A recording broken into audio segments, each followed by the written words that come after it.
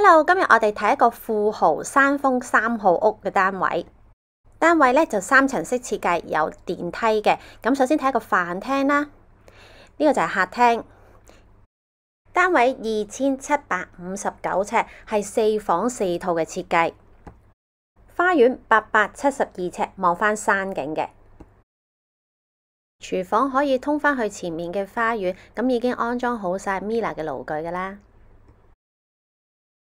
地下一樣做返有下廁，樓梯通返工人房同埋車房。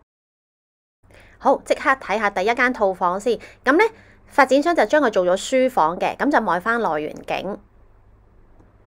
樓底夠晒高㗎啦，咁做吊燈都冇問題嘅。唯獨係呢一間房呢，就做咗企缸嘅。一樓第2間套房都係望返山景樹景啦，樓底都係好高嘅。呢個套房咧就有浴缸嘅，咁佢個亮點就係用馬賽克做咗個牆面，好靚嘅。好，我哋去到2樓咧睇第一間嘅套房先。咁呢間套房咧都係做咗一個浴缸嘅，景觀咧就靚啲噶啦。佢呢個咧就望翻屋苑裏面嘅泳池嘅。